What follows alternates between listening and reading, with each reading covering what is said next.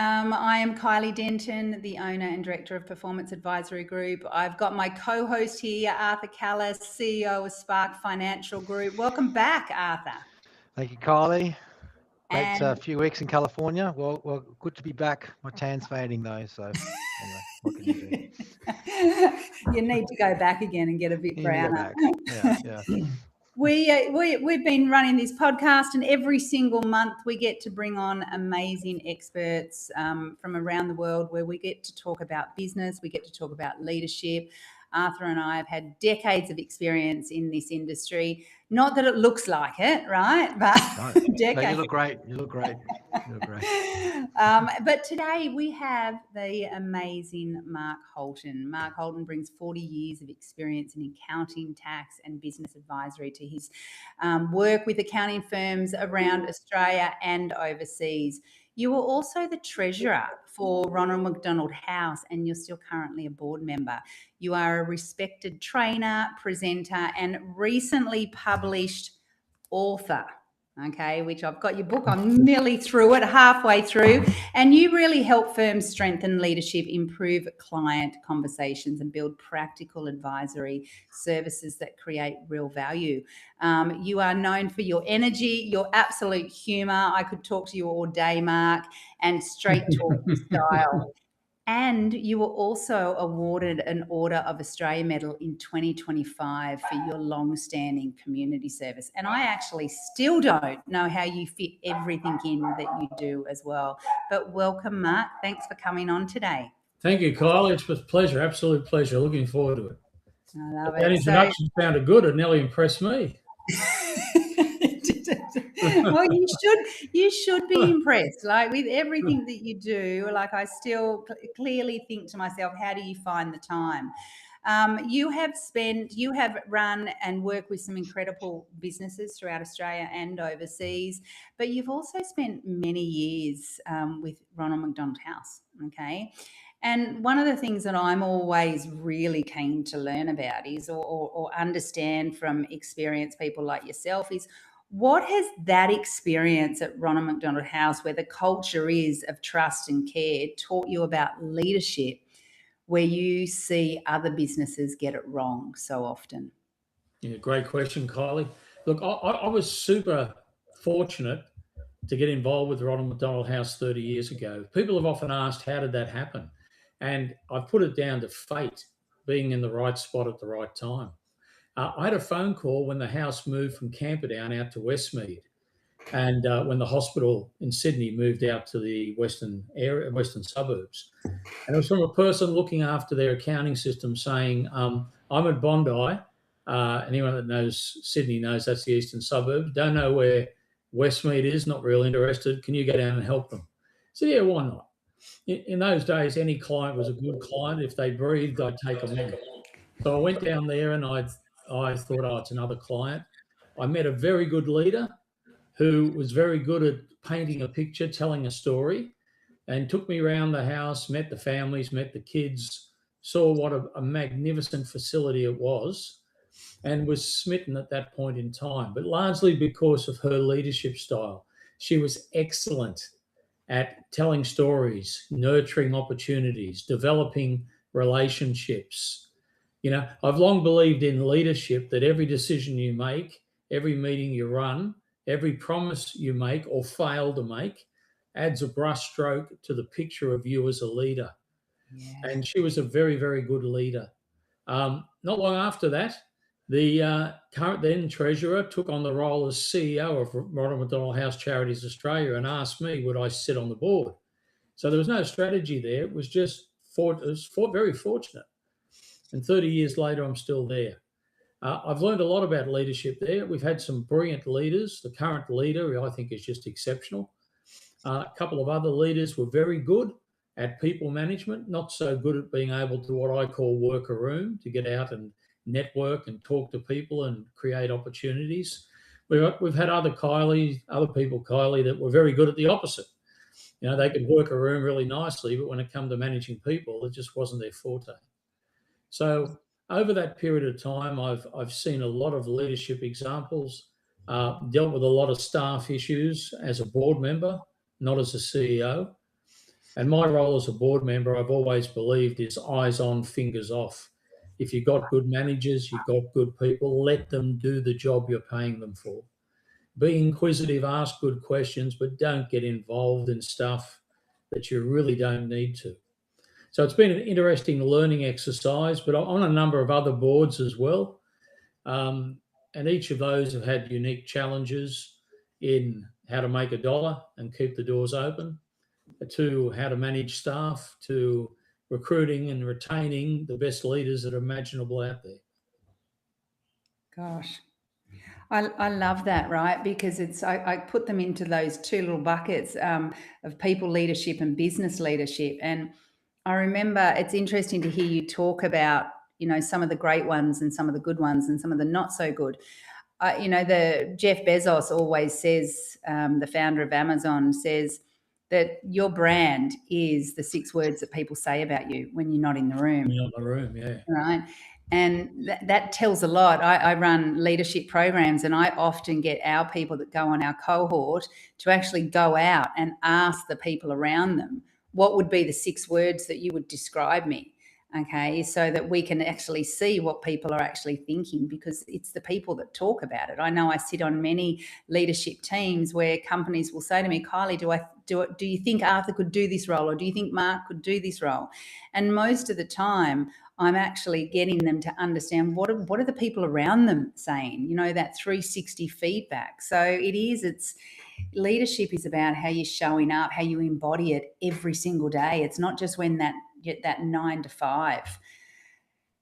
And, one of the things that I was hearing you say is what really separates really great leaders from good leaders or ordinary leaders is that genuine trust and respect that people get as well. Yeah, I agree 100%, Kylie. It's the one thing I've always believed that you can't buy in life is trust and ethics and integrity. And the good leaders have all those things. They might have developed them over a number of years. They might have made mistakes and learned from those mistakes. I think we all make mistakes. The question is, do we learn from them? One of my leadership strategies is that if a staff member made a mistake, I wouldn't castigate them if they made a mistake. I try to help them, but if they made the same mistake under the same conditions, a little while later they haven't learned anything, then we've got to have a different conversation. Yeah. The other thing I also believe is when someone makes a mistake, all they're doing is taking a tiny little chip away from all the great stuff they've done. And you've got to balance that. It doesn't just come down to financial implications of it whilst they hurt. It comes down to, the individual circumstances of that particular leader. Back in the early days with me, I was lecturing at the TAFE New South Wales and at the University of New South Wales, and I had to do a course on adult education. It was compulsory. And the first thing I was taught day one was that education is I tell you, I show you, you do it, we review it. And I've never forgotten it in my life, and I've applied that into what I've done. The other thing I was taught is never expect anyone to react the same way, because you're not taking into account their individual differences. And that's something else that I've tried to use in my leadership style in the accounting industry, and when I'm teaching and educating people around that as well. Everyone's different. The accounting industry is brilliant at doing the same thing at the same time every year for the same client and rolling out a commoditized product. But the other thing I've seen in this particular industry when it comes to leadership too is the brilliant accountants and advisors don't lose clients because of their lack of skill. They're very skilled, they're very trained, they're very professionally developed. They lose clients because the client stops believing in the full picture. They're not taking that relationship to the next level. They're not developing their business. They're not educating. And within those 4 points of I tell you, I show you, you do it, we review it, the accounting industry, like a lot of professional services, spend all their life telling people. Very little time showing them, no time letting them do it, and we haven't got time because of all our time pressures to review it. We're not delivering the full picture around education with our clients. In my game, I wanted a client that wanted to grow. that had a growth mindset, that saw me as a partner in that process. And that to me was the ideal client. And what I try to train my staff and develop my staff to recognise and service the best way we possibly could. You paint the full picture, it makes the client more sticky. It's less likely they're going to leave you. Yeah. If you're rolling out the Yeah. same stuff over and over and over again, then they're always going to be looking for something greener on the other side. Yeah, and that's an interesting point. And thank you for all that, Mark. And congratulations on a wonderful life and career to date. And keep going, doing what you're doing really, really well. One of that thing that just poked up to me why I jumped on with that is the discipline. Like I remember once when I was managing a fairly decent sized firm a number of years ago, and my role was to as the general manager to roll out a transformation project where there was a repetitive nature, week in, week out, for a long time. And there was one particular staff member at the time that went to the principal and said, "Why are we doing the exact same thing every Monday morning?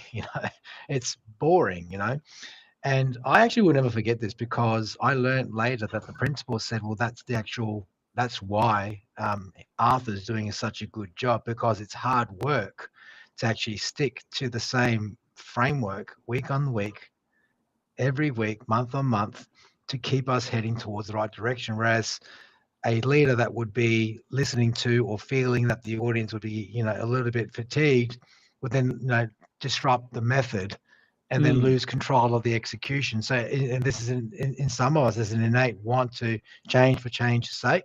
But that was quite interesting what you said, and that's just a story that came up. Whereas the actual I was commended on the fact that I was able to stick to that plan and execute. We talk about what people say about you, when you leave a room, it's about how you make people feel. I think is very important. Right people, right roles. Very important. That really goes back down to what you talked about earlier. But in terms of boards and the organizations associated with and the skill set required on these boards. Can you share a couple stories where you felt a certain way about a decision, and let's say the majority of the board did not agree with your position?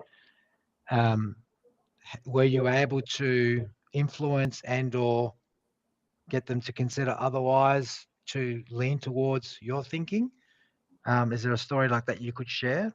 There are many, to be honest, Arthur. It's such a good Tell us question. about them. Yeah. Look, at the end of the day, depending on the size of the board, and the boards I'm currently on at the moment go from 12 down to 5. Yep. In some respects, it's a lot easier to get a 5-person board to make a decision than it is a 12. But when you look at something like Ronald McDonald House, it's a very disciplined board selection process. It's 3 McDonald's folk, 3 hospital folk, and 3 community. So long as you've got that 3 by 3 by 3, if you want to go up to 12, you can, and that can come from any of those 3 sectors. But that in itself has challenges because McDonald's people, whether they're franchisees or corporate staff, they think differently than hospital people. And both of them think differently to community people. And the community person could be someone who's got nothing to do with either of those organisations, never have. Maybe they've had a past experience with a Ronald McDonald House, and it's a very different thing. What I've always done is to state my opinion, but respect the fact that my opinion is one of 12 or one of 5. And as much as you can try to persuade the others to see your way, in a board where a majority vote will carry a decision, sometimes you're not going to win them all, mate. That's right. That doesn't mean you lose them. In my mind, that just means it's not no. In some respects, it's not yet. And then, and then isn't that the point around, what people say about you when you've left the room that can actually help your cause over time? Because it may not be that one time, but the way you carry yourself, the way you conduct yourself, and the approach that you just explained that you do, that builds and compounds over time, right? So there's no magic wand where all of a sudden, you might be a new board member or a new leader or a new manager, but it's the accumulation effect that happens over time that increases your influence. Absolutely. Look, having done the treasurer's role there for 30 years, and I've been on other boards for 7, 8, 9, 10 years, reputationally, if you do a good job, your reputation holds when it comes to what you might be suggesting, how you're trying to influence a pathway. Doesn't mean you win them all. And that's right. I also believe good management, good leadership, good board behaviour is to sit back and listen to other people's opinions. You don't have to agree with them all, but other people have opinions, and they need to have opinion. It's a good question, right? Because I often have leaders ask me, how do I influence at the higher level, right? Or how do I influence mostly at the higher level? But it really is, how do I influence my people? How do I influence my peers? How do I influence those above you? And there's a really great framework, and you kind of aligned it to what you were talking about, Mark. But I'll call it out because I think when people understand a framework, they kind of then can picture how they might have that conversation. The first one, you've got to understand. I understand where you're coming from, Arthur. I understand where you're coming from, right? You've got to be able to build trust. You then have to be able to create alignment. Arthur, you're aligned with we're aligned, right? We might be thinking differently. And then the final part is now, how do I influence you? But most people don't understand, right? Because they're just so interested in getting their own opinion across. They haven't built the trust. They haven't created alignment. Like, your alignment would be the same at Ronald McDonald House. It doesn't matter, right? We're looking after families and children so that they can be connected and they can be there when they need them at that time. The alignment doesn't change, right? It's just how we get there. So I often find is people forget the couple of steps beforehand, and they just, let me influence. Yeah. Right? Seek first to understand before being understood, right? Oh, 100%, Kylie. I mean, Arthur, a practical example, we went from 18 rooms to 60. Yeah. That started off as a $25 million fundraise that ended up roughly about 40 odd. There's a strong element of risk in that. We did a lot of good due diligence. We had a feasibility study that was done before we even went near the let's dig a first sod of soil. Yep. We had to have 80% of funds committed before we actually push forward. But risk, I think, in the case of a charity or a not-for-profit or any business, is a really important thing. And it's something that you need to go in there with a very open mind about. I'll be honest, we put 60 rooms there. We probably need more. Stats are showing we need more, but my risk radar is not that strong at the moment.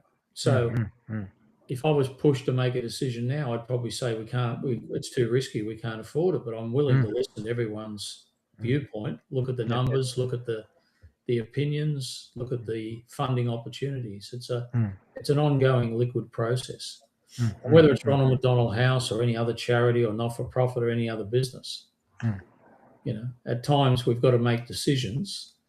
And I've always been about seeing the financial impact of major decisions before they're made, not afterwards. At least that way we can go forward with the knowledge that what I'm about to do is going to do X to my business and make the decision accordingly. Yep. There's probably another thing that you mentioned earlier at the beginning in regards to making the mistake, and obviously not making it twice.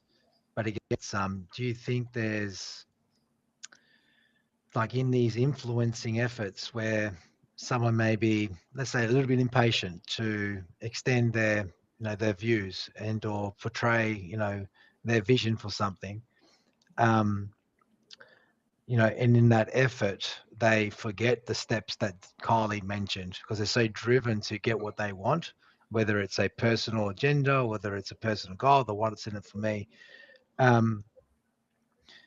Can you share an example where you've seen that kind of behaviour and called it out?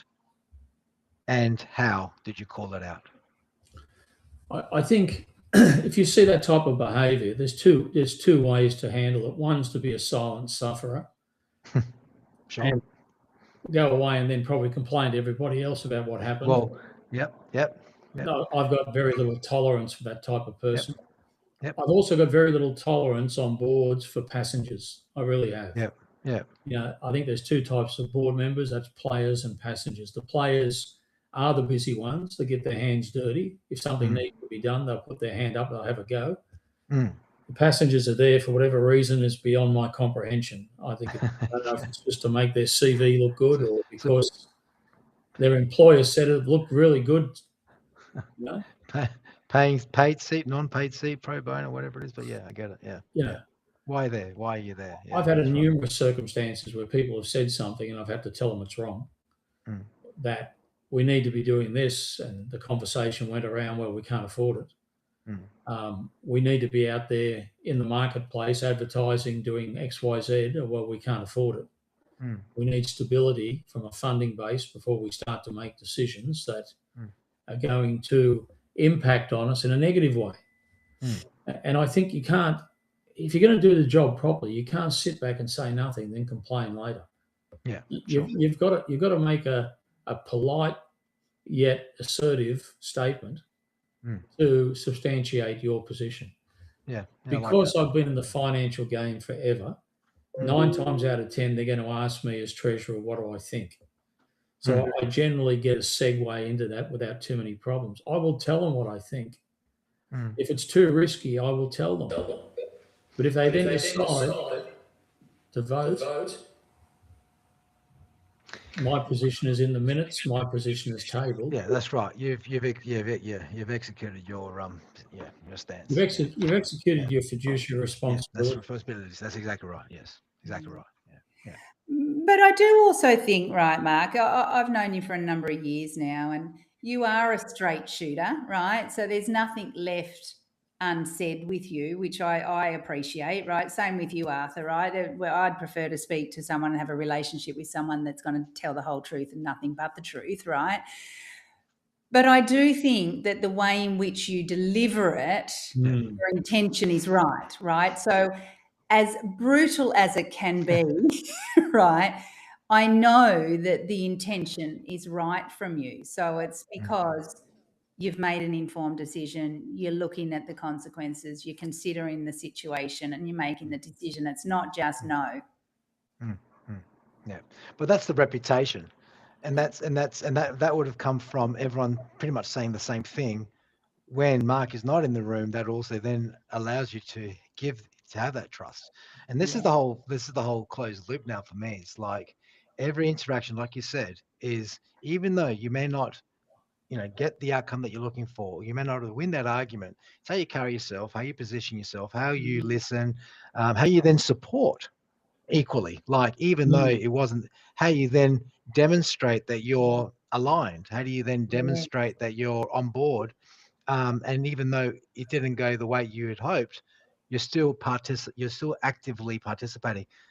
I think that is the measure, not always getting what you want. 100%, Arthur. Yeah. Another good example, I was recently invited onto a board and I had a bit of a look at it, and they were insolvent. And I had to make a very, very direct comment around insolvency, suggest they move into safe harbour. Yeah. And the other directors were oblivious to it. Yeah, I had to make it very directly. And I was probably, if I look back on it, because I've always believed in looking back on what you do and seeing how you can do it better, I was probably too direct. Yep. But it needed it at the time. It didn't need someone to pat them on the head. It needs somebody to potentially kneecap it and get them to start to think that our model is not working. Our structure is not working. And if we continue to adopt that structure, there is no way in the world that the position is going to go up. It's going to go further down. Sure. So we have to really drag the organisation back to bare bones. Yeah. I look back at that one and think, could I have handled it differently? Probably. Could I have been a bit more subtle? Definitely. Did I get the result I wanted? Absolutely.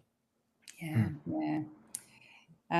We always say, and I always develop leaders around, right? Feedback's important. Feedback's critical. People want it.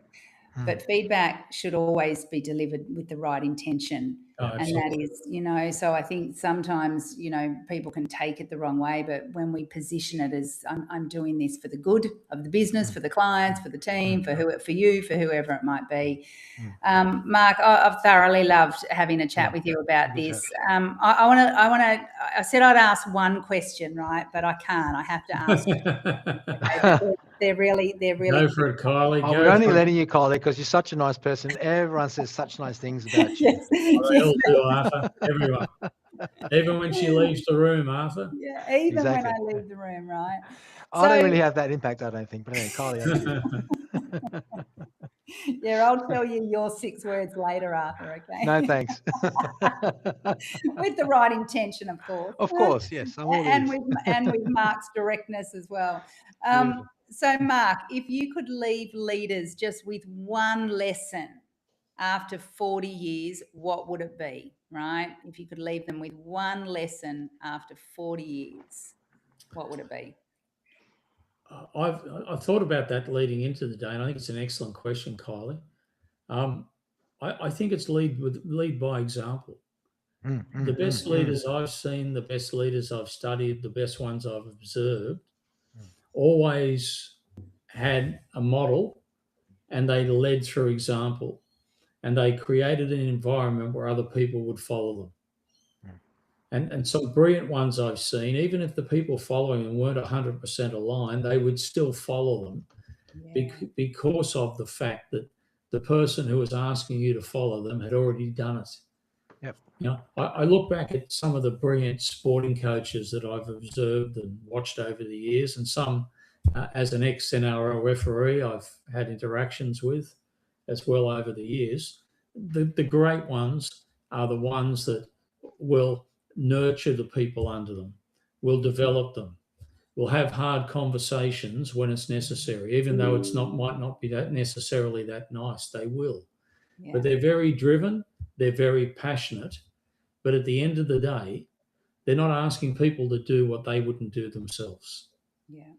And that's the one thing I've learned, and that is don't ask people to do stuff you wouldn't put your hand up and do yourself. Well, you actually answered both the questions, and that was what would you get them to do? What would be the one action? Mark, please keep being the person you are. I so value our relationship. I'm so grateful for all of the community work that you do through Ronald McDonald House, through the football and through the accounting. And I just want to leave everyone on this note. This is a brand new book, The Fearless Advisors Playbook, written by Mark, as well as Matt Feehan, who's another amazing business advisor, accountant as well. So if you haven't seen this book, we're going to pop it into the comments as well. But thank you, Mark, for your time. Thank you for all the community service. Arthur, always a pleasure doing BB with you. Pleasure is mine, Kylie. Thank you very much. Mark. Thank you very much. Glad to meet you. It's been a pleasure. Absolute pleasure. Awesome. Thanks, guys.